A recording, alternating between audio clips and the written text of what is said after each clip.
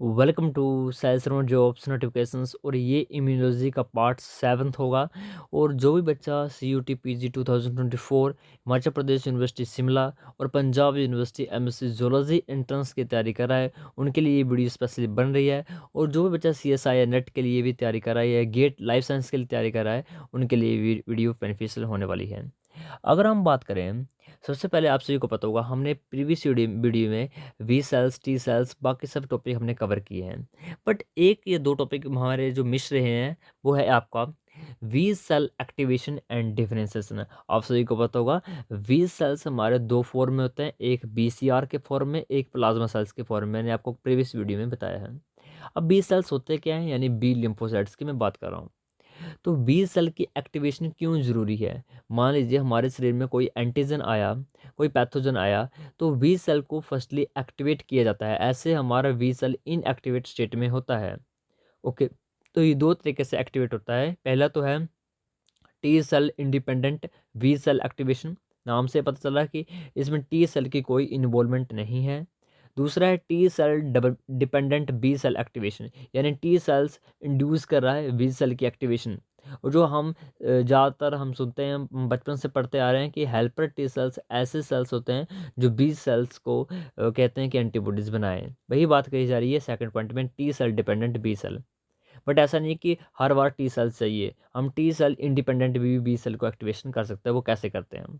Steps पहला है कि इस स्टेप्स में क्रॉस लिंक्स बनेंगे, यानी कोई भी पैथोजन हमारे शरीर में आया, कोई भी एंटीजन हमारे शरीर में आया, तो उस पर बहुत सारे एपिटोप्स लगे होंगे। अगर बहुत सारे एपिटोप्स लगे होंगे तो हमारे बी सेल के ऊपर भी कुछ रिसेप्टर लगे होते हैं जिनको बोलते हैं B C R, B cell receptor. मैंने प्रीवियस वीडियो में बताया। तो वो B C R specially antibodies ही होती हैं, specially IgM, membrane bonded antibody IgM होती है वो, और आईजीडी भी साथ में काम करती है। जैसे आईजीएम और आईजीडी किसी बी सेल के, यानी इनको हम बोलते हैं बी सेल रिसेप्टर यानी बीसीआर, इंटरेक्ट करेंगे उन एपिटोप के साथ, तो क्या होगा? तो ये फर्स्ट सिग्नल जाएगा, क्या जाएगा? फर्स्ट सिग्नल जाएगा बी सेल की एक्टिवेशन के लिए। दूसरा, यहाँ पर देखो तो there having no involvement of T cell की कोई इन्वॉल्वमेंट नहीं है। टी एल आर हम बोलते हैं टोल लाइक रिसेप्टर्स, और एक ऐसे रिसेप्टर होते हैं जो बी सेल के सरफेस पर प्रेजेंट होंगे। और इनका काम क्या है? ये पैम्स पैम्प्स जो हमारे पैथोजन पर लगे होंगे उनको आइडेंटिफाई करेंगे। पैम्प्स जर्नी हमारे जो नॉर्मल सेल्स होंगे हमारे शरीर में उनके उनके सरफेस पर नहीं नहीं लगे होते हैं। पैम्प्स ऐसे रिसेप्टर्स होते हैं जो किसी बैक्टीरिया, वायरस, फंजाई या किसी भी पैथोजन में लगे होंगे। पैम्प्स कुछ नहीं है, उनका अलग फॉर्म है हमारे सेल से। यानी मान लीजिए डबल स्टैंडर्ड आरएनए होगा, या तो उनके बैक्टीरिया सेल पर कुछ ना ग्लाइकोसाइलेटेड कुछ मान लीजिए बैक्टीरिया के सेल पर ऊपर क्या लगा होता है? पॉलीसेकेराइड लगे होते हैं, ठीक है। या म्यूरिन लगी होगी, पॉलीपेप्टाइड्स लगे होंगे, या कुछ ना कुछ ऐसा लगा होगा जो हमारे सेल से डिफरेंस करता है उनको, तो उनको बोलते हैं पैम्स। तो पैम्स लगे उन पैथोजन को आइडेंटिफाई रिकॉग्नाइज करेगा टोल लाइक रिसेप्टर जो बी सेल पर लगे होंगे, और ये कहते हैं ये सेकंड सिग्नल को इंसेट करते हैं। और जब ये दोनों साथ आप में से काम करते हैं तो हमारा बी सेल की एक्टिवेशन हो जाती है। बी सेल अब पता चला गया है बी सेल को कि ये कोई बाहर का पार्टिकल आया है, कोई पैथोजन आया है, तो बी सेल प्लाज्मा सेल्स बनाएंगे। और प्लाज्मा सेल्स का क्या काम है? मैंने प्रीवियस वीडियो में बताया है। प्लाज्मा सेल्स एक बी सेल का ही रूप होता है जो क्या प्रोड्यूस करता है? एंटीबॉडीज प्रोड्यूस करता है। और यहाँ पर कोई भी मेमोरी सेल का इन्वॉल्वमेंट नहीं है, कोई भी मेमोरी सेल यहाँ पर नहीं बनेंगे।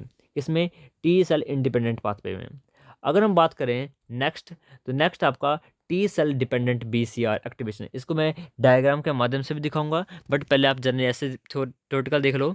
No cross links of B C R, इसमें बी सी आर के कोई क्रॉस लिंक्स नहीं बनेंगे, क्योंकि जो पैथोजन आएगा उसके कोई भी एपिटॉप्स, यानी लगभग एक या दो टॉप्स होंगे उस पैथोजन के ऊपर, बहुत सारे एपिटॉप्स नहीं होंगे। एपिटॉप्स क्या होते हैं? ऐसे मोलिक्यूल्स जो बैक्टीरिया के सेल वॉल पर या वायरस की सेल वॉल पर लगे होते हैं, और हमारे बीसीआर या टी सेल बी सेल्स के ऊपर जो रिसेप्टर लगे हैं उनको बोलते हैं पैराटॉप। तो पैराटॉप और एपिटॉप आपस में इंटरेक्ट करते हैं, तो यहाँ पर लगभग एक या दो एपिटॉपे होंगे और हमारे जो एक या दो पैराटॉप ही अटैच हो जाएंगे, तो यहाँ पर कोई भी क्रॉस लिंकिंग नहीं होगी। दूसरी यहाँ पर इन्वॉल्व होते हैं टी सेल्स की मेमोरी डेवलप्स, मेमोरी भी यहाँ बनेगी। और antigen comes bind with BCR and initiate this first signal. पहला सिग्नल कहाँ से आएगा? जब एंटीजन बाइंड होगा हमारे बीसीएल के साथ, ठीक है। दूसरा सिग्नल कब जारी होगा, जब बैक्टीरिया क्या करेगा, उस पैथोजन को, देखो मान लीजिए हमारे सेल ने सबसे पहले रिकॉग्नाइज किया किसी बैक्टीरिया को, बीसीआर ने, बीसीआर ही एनकाउंटर करता है हमारे सेल में जो भी पैथोजन आएगा, उसको एनगल्फ कर लिया जाएगा हमारे बी सेल के द्वारा। अब एनगल्फ करने के बाद उसको प्रेजेंट किया जाएगा रिसेप्टर्स के ऊपर। उन रिसेप्टर्स को हम बोलते हैं एमएचसी रिसेप्टर। मैंने प्रीवियस वीडियो में काफ़ी समझाया आपको एमएचसी 2 के बारे में। और जैसे ही पैथोजन को प्रेजेंट किया एमएचसी मॉलिक्यूल्स के ऊपर, वो क्या करेगा, वो सेकंड सिग्नल को इनिशिएट करेगा, यानी वो टी सेल्स को रिक्रूट करवाने का काम करता है। यहाँ पर बाइंड कौन होगा अब, टी सेल। और टी सेल का भी कौन सा पार्ट, हेल्पर टी सेल्स। देखो टी सेल के दो होते हैं, एक साइटोटॉक्सिक किलर टी सेल्स और एक हेल्पर टी सेल्स। जैसे ही MHC2 रिसेप्टर जो प्रोटीन को वो प्रेजेंट कर रहे हैं, तो यहाँ पर कौन सा जुड़ेगा, 100% यहाँ पर CD4 ही जुड़ेगा। यानी CD4 ऐसे सेल्स होते हैं जो हेल्पर टी सेल्स के ऊपर लगे होते हैं। जो किलर टी सेल्स उसके ऊपर लगे होते हैं CD8। यहाँ पर लगे CD4, यानी CD helper T cells attach होगा। अब हेल्पर टी सेल्स की जब बाइंडिंग हो जाएगी तो वो क्या करेगा, सेकंड सिग्नल को रिस्पॉन्स करेगा। अब जो हमारा हेल्पर टी सेल्स है वो क्या करेगा, वो साइटोकाइंस को रिलीज करेगा। मेनली होंगी वो इंटरल्यूकिन 2, इंटरल्यूकिन 4 और इंटरल्यूकिन 5।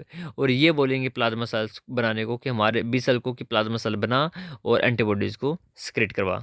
ठीक है, यहाँ डायग्राम के माध्यम से देखते हैं हम। यहाँ पर देखो, सबसे पहले यहाँ पर बी सेल दिया गया है, यहाँ पर एंटीजन आया, एंटीजन आया तो इसको रिकॉग्नाइज किया बीसीआर ने। अब यहाँ पर देखो बीसीआर में यहाँ पर आपको पॉइंट करता हूँ। यहाँ पर देखो, सबसे पहले यहाँ पर एंटीजन आया और एंटीजन यहाँ पर यहाँ पर क्या लगा हुआ, बीसीआर। ये दोनों चीज़ें क्या लगी है, बीसीआर लगा हुआ है। यहाँ पर देखो जो आपको एंटीबॉडी जैसा लग रहा है, ये क्या है, बीसीआर है, यानी बी सेल रिसेप्टर्स। और मेनली क्या है, ये आईजीएम है। मेनली कौन है, आईजीएम और आईजीडी। जब ये एंटीजन के साथ बाइंड करेंगे, ये एंटीजन को एनगल्फ कर लेंगे। ये अभी एंटीजन आ गया अंदर, अभी अंदर आएगा तो इसको प्रेजेंट किया जाएगा यहाँ पर। ये है MHC2, MHC2 के ऊपर इनको लगा दी जाएगी इस एंटीजन को। अब यहाँ पर इस एंटीजन को मैंने इधर लगा लिया है, तो यहाँ पर हमारा आ जाएगा बी सेल के साथ। यहाँ पर देखो ये सेकंड डायग्राम है, बी सेल में यहाँ पर टी सेल आ जाएगा। कौन सा आएगा, हेल्पर टी सेल्स आएगा। हेल्पर टी सेल्स का TCR TCR T cell receptors वो बाइंड करेंगे, ओके, किसके साथ, MHC के साथ है। और MHC के साथ बाइंड करने के साथ साथ यहाँ पर CD4 सेल्स भी बाइंड कर रहा होता है। और एक और सेल बाइंड कर रहा होता है, यहाँ पर देखो CD40 लगे होते हैं बी सेल के ऊपर। और CD40 लिगेंड ये लगा होता है टी सेल्स के ऊपर। तो ये भी आपस में इंटरेक्ट कर रहे होंगे। ये सब जब जब सारे इंटरेक्ट करेंगे तो ये सेकंड सिग्नल को रिस्पॉन्ड करेंगे। जब सेकंड सिग्नल चला जाएगा तो थर्ड सिग्नल कौन सा भेजेंगे, ये टी सेल्स। ये टी सेल्स साइटोकाइंस को रिलीज करेंगे, यानी इंटरल्यूकिन 1, इंटरल्यूकिन 2, इंटरल्यूकिन 5 और 4। जब इंटरल्यूकिन निकलेगा तो दोबारा वो बी सेल के ऊपर जाएंगे और बी सेल्स को कहेंगे कि प्लाज्मा सेल्स को सिक्रेट करवा। यहाँ पर इंटरल्यूकिन रिसेप्टर लगे होते हैं, ये देखो ये इंटरल्यूकिन के रिसेप्टर हैं। और ये दोबारा बी सेल को ही बोलेंगे कि प्लाज्मा सेल को बना। ये देखो ये प्लाज्मा सेल्स है और प्लाज्मा सेल्स क्या बनेंगे, एंटीबॉडी बनाना स्टार्ट कर देंगे, सोल्यूबल एंटीबॉडीज। ओके, तो ये सिंपल मेथड था। अब यहाँ पर देखो, मैंने आपको एंटीबॉडीज़ के बारे में बताया होगा। मैंने पहले वीडियो डाली है एंटीबॉडीज़ की, जिसमें IgA याद कर सकते, आपको गेम्ड याद रखना है, गेम्ड। मैं आपको दिखाता हूँ, आपको ट्रिक क्या है याद करने का किसी भी एंटीबॉडी को, जितनी भी हमारे शरीर में एंटीबॉडी होती हैं, गेम्ड, GAMED। अब यहाँ पर जी से क्या होगा, IgG, IgA, IgM, IgE और IgD। ये जो 5 एंटीबॉडी हैं जो मोस्टली हमारे शरीर में पाई जाती हैं। बाकी इनकी आगे डिफ्रेंसिएशन है, जैसे IgG के भी 4 टाइप हैं, IgA के 2 टाइप हैं, ऐसे ऐसे आगे टाइप हैं। बट हमको टाइप्स में नहीं पढ़ने हैं, हमको सिंपल पढ़ना है, ठीक है। इसको मैं कर देता हूँ क्लियर, एक सेकंड। अब यहाँ पर कुछ फैक्ट्स रह गए थे, 2-4 पॉइंट मैंने नहीं बताए आपको उस वीडियो में। मुझे लग रहा कि ये मे बी आ जाएँ, मे बी आ जाएँ। तो इन पॉइंट को एज इट इज़ आपको रट लेना है, ठीक है। कोई भी यहाँ पर दिमाग नहीं लगाना, आपको बस रट लेना है। पहला, IgG, IgA और IgD having 4 domain in the habit chain. Habit chain में 4 डोमेन है और साथ में हिंज लगा हुआ है, मैं आपको दिखाऊंगा स्ट्रक्चर में भी, ठीक है। Second, IgG, IgM only these two mediate the complementary protein fixation और ADCC। मैंने आपको बताया है कि कॉम्प्लीमेंट्री प्रोटीन्स क्या होती हैं। कॉम्प्लीमेंट्री प्रोटीन ऐसी प्रोटीन होती हैं जो एंटीबॉडी के साथ बाइंड होकर बाइंड होकर बी सेल और टी सेल की एक्टिविटी को इन्हांस करते हैं कि वो पैथोजन को बहुत अधिक रेट से एलिमिनेट करने की क्षमता रखें, यानी ऑप्सोनाइजेशन कर रहे हैं, एफिशिएंसी बढ़ा रहे हैं बी सेल और टी सेल की कि जल्दी जल्दी पैथोजन को डिस्ट्रॉय किया जाए। ओके, तो कौन से एंटीबॉडी आईजीजी और आईजीएम है, यही मेडिएट करते हैं कॉम्प्लीमेंट्री, बाकी कोई भी कॉम्प्लीमेंट्री रिस्पॉन्ड में हेल्प नहीं करती हैं। और ये दोनों ही हैं जो एडीसीसी में भी हेल्प करते हैं। What is ADCC? ADCC antibody dependent cell mediated cytotoxicity. अब जैसे ही एंटीजन एंटीबॉडी बाइंड करेंगे, जैसे एंटीजन और एंटीबॉडी बाइंड करेंगे, तो इसका जो एंटीबॉडीज़ की एफसी रिसेप्टर होते हैं उनके साथ एनके सेल्स ज्वाइन कर जाएंगे। एनके सेल्स होते हैं नेचुरल किलर सेल्स होते हैं, या ग्रेनुलोसाइट्स जुड़ जाएंगे, मोस्टली एनके सेल्स से जुड़ते हैं, और ये डायरेक्ट करते हैं कि साइटोटॉक्सिसिटी हो जाए, यानी दी सेल्स टुवर्ड्स एंटीजन, यानी ए एंटीजन के प्रति ऐसी प्रोटीन्स बनाएंगे जो एंटीजन को बहुत फास्ट रेट पर डिस्ट्रॉय करने का काम करते हैं। अब जो IgA है having 4 chain structures like light chain और ओके ओके, ये बहुत ज़्यादा ज़रूरी है। IgA के पास 4 चेन स्ट्रक्चर होते हैं, 4। सभी के पास कौन होते हैं? मोस्टली 2, हैवी चेन और लाइट चेन। बट IgA के केस में 4 स्ट्रक्चर होते हैं। एक होता है लाइट चेन, एक होता है हैवी चेन, एक होता है J चेन और एक होता है SC चेन। तो याद रखना 4 चेन कौन कौन सी होती हैं। आपको डिटेल में नहीं जाना, आपको बस सिंपली याद रखना कौन कौन से चेन्स हैं। अब IgM और IgE heavy chain contain the 4 domain. इनके पास 4 डोमेन होते हैं, जस्ट लाइक IgG, IgA और IgD। बट इनके पास कोई भी हिंज रीजन नहीं होता है। मैं दिखाऊंगा हिंज रीजन क्या होता है। इसके पास कोई भी हिंज रीजन नहीं होता है।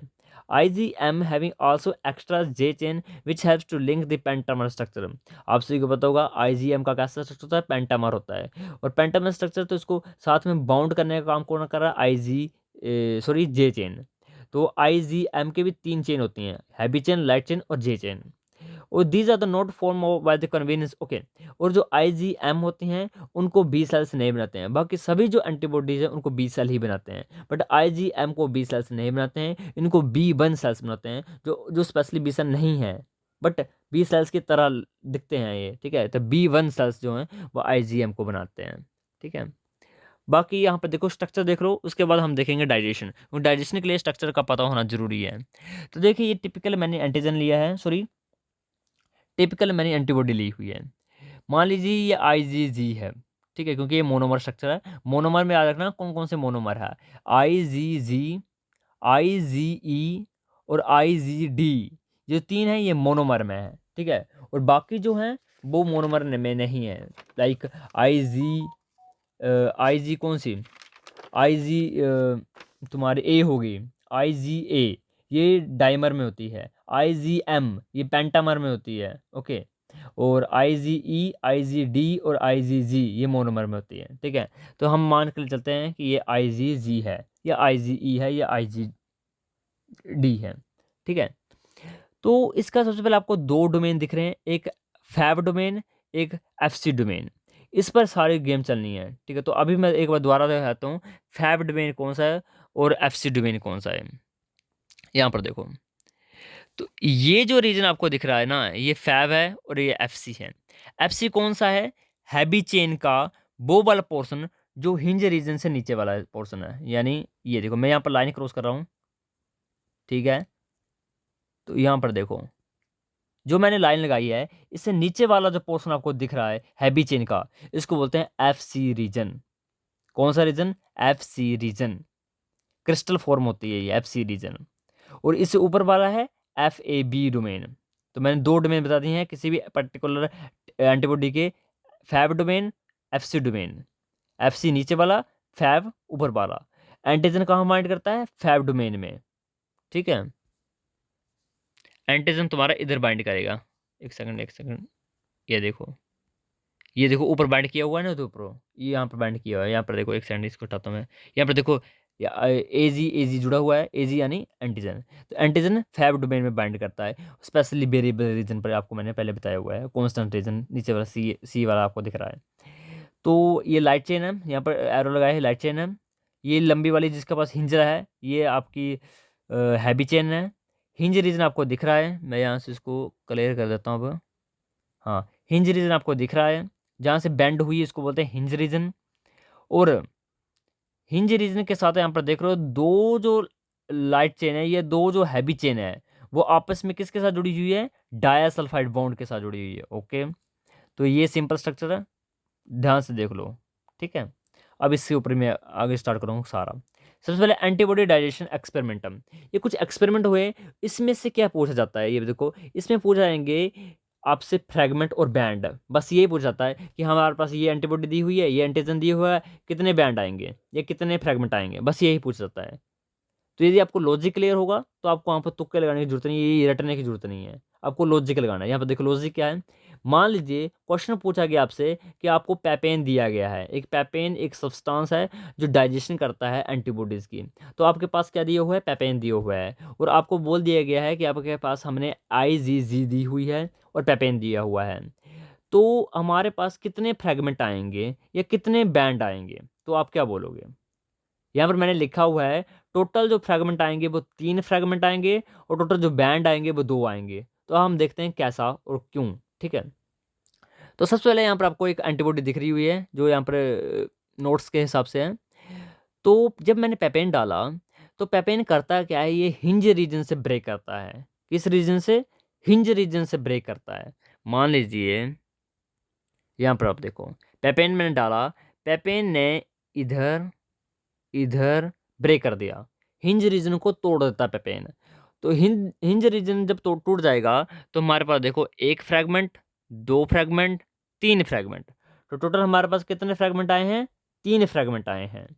और यदि मोर अप्रोप्रिएट मैं बोलूँ तो 2 FA फैब डोमेन आए हैं और एक FC डोमेन आया है। आप सभी को पता होगा FC डोमेन कौन सा होता है, नीचे वाला ही होता है ये।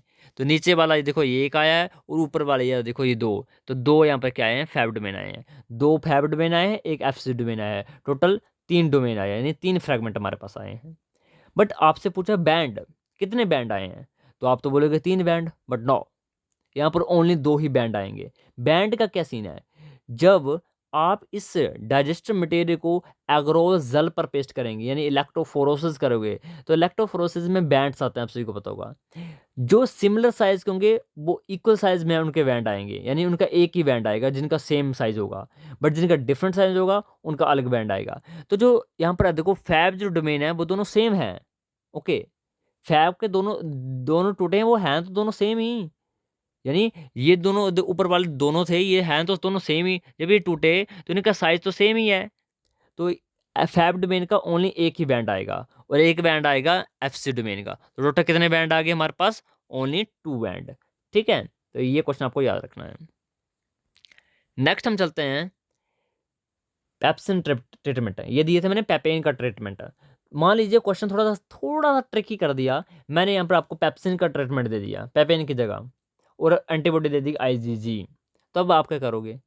तो देखो पेप्सिन करता क्या है, पेप्सिन हिंज रीजन को नहीं ब्रेक करता है, पेप्सिन कुछ अलग ही तरीके से ब्रेक कर रहा है। पेप्सिन का ब्रेक करने का तरीका जो है वो ये जहाँ पर मैंने लाइन लगाई है, इधर कट करता है पेप्सिन। अब यहाँ पर देखो जब पेप्सिन इधर कट कर देगा तो हमारे पास जो ऊपर वाला डोमेन बचेगा उसमें फैब, दोनों डोमेन है फैब के, वो साथ में मेन FC का ऊपर वाले रीजन भी है। ठीक है, जहाँ पर डाइसल्फाइड बॉन्ड है वो भी है। यहाँ पर देखो आप, ये देखो ये इसमें फैब, ये देखो ये इकट्ठा ही है। तो यहाँ पर कितना टुकड़ा है, एक टुकड़ा है, ये ऊपर आ गया है और एक टुकड़ा है नीचे।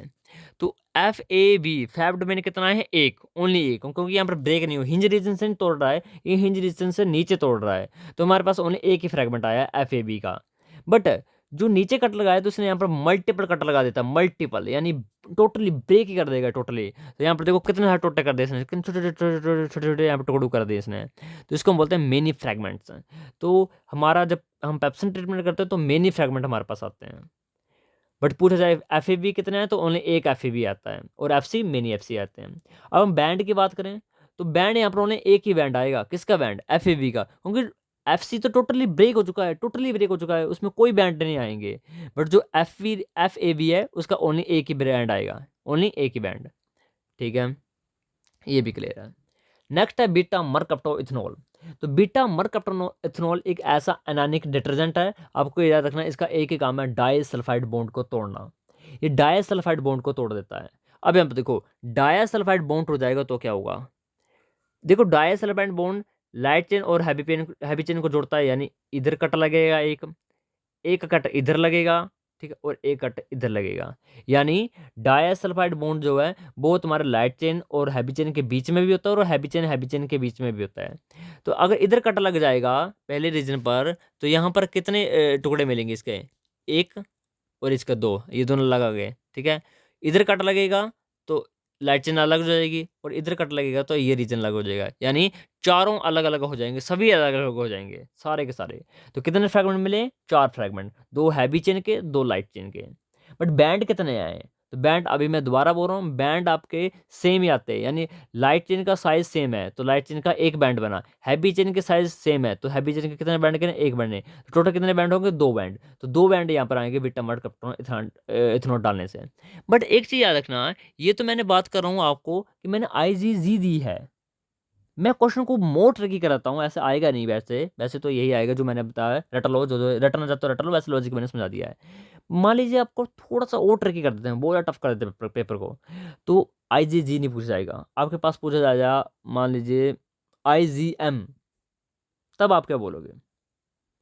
क्वेश्चन मैं यहाँ पर लिख रहा हूँ, आपसे पूछ लिया जाए मैंने बीटा मरकप्टन इथेनॉल डाला और आपसे IgM एंटीबॉडी आपके पास दी हुई है, तो कितने फ्रेगमेंट और कितने बैंड आएंगे। तो याद रखना, IgM जो एंटीबॉडी होती है वो किस फॉर्म में होती है, पेंटामर फॉर्म में होती है, यानी पेंटामर फॉर्म मतलब, यानी इसमें 5 एंटीबॉडी होंगी। अब देखो एक एंटीबॉडी, यहाँ पर देखो, एक जो एंटीबॉडी है वो कितने टुकड़े दे रही है, टोटल कितने टुकड़े दे रही है, 4 टुकड़े दे रही है एक एंटीबॉडी। तो 5 एंटीबॉडी कितने टुकड़े देगी, 5, एक कितने दे रही है, 4 दे रही है, तो 5 5 के 20 फ्रेगमेंट होंगे टोटल। बट आपसे पूछ लिया जाए बैंड्स कितने आएंगे, ठीक है, मान लीजिए आपसे पूछा जाए बैंड कितने आएंगे, तो क्वेश्चन मोर ट्रिकी हो जाएगा,